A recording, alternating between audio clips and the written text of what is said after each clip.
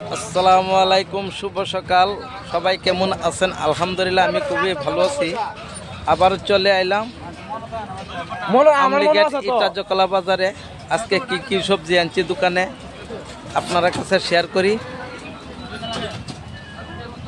এটা হইল বাংলায় কেউ সিরিন্দা বলে, কেউ রেগা বলে, কেউ সিসিঙ্গা বলে। এইটা ভাজি খাইলে গিরসের ক্ষতি, শুধু তেলের জন্য। তারপরে চলে আসেন এই একটি করলা। করলা যারা ভাজি খাইবেন জীবনে গায়ে খাউজলি হইতো না, বিকাউজ হইতো না, আমি গ্যারান্টি দিয়ে বলছি। এটা বেশি হাফ বয়েল করে যদি খান গায়ের জন্য ভালো, শরীরের জন্য ভালো। এই বস্তুটা সপ্তাহে একদিন হইলেও খাইবেন সবাই, কোনো জাতির কথা নাই, সবাই খাইবেন সপ্তাহে একদিন হইলেও, শরীরের জন্য ভালো। এইটাও ভাজি বানাইলে তেলের জন্য গিরস মারার দাওয়ায়, তেলের ক্ষতিকারক। তারপরে চলে আসেন সুন্দর একটি কাঁচামরিচ, দেখলেই মনে চায় খাইতে, খাইবার সময় খাইতে পারি না ভাই, এমনি কিন্তু মনে চায়। তারপরে চলে আসেন সুন্দর একটি ভেন্ডি।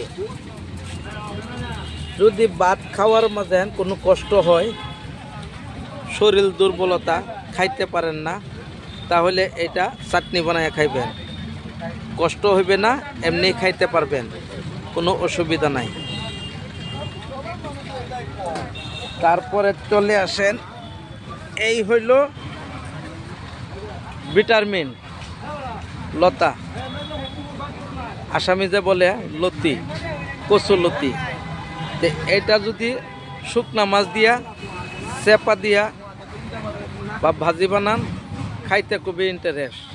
তার থেকে বেশি ভালো কাটল গুটি চেপা সাথে দিয়ে যদি তরকারি বানান, তাহলে আরও বেশি ভালো খাইতে। কিন্তু চাইনিজ থাকা মানুষে খাইবেন না, চাইনিজ যদি থাকা মানুষে খান তাহলে আরও বাড়িয়ে যাবে, কম হবে না। এটা একটা ভিটামিন বস্তু। তারপরে চলে আসেন একটা বস্তু, এটার নাম হইল পটল। আপনার কাছে শেয়ার করি, আমি এগুলি দোকানদারি করি বলে শেয়ার করি। পটল যদি ভাজি বানান তেল লাগবে কিন্তু ভাই বহুত, আধা কেজি পটল, আধা কেজি তেল। তারপরে চলে আসেন আজকের জন্য একদম কচি কচি কচি একটি লাউ,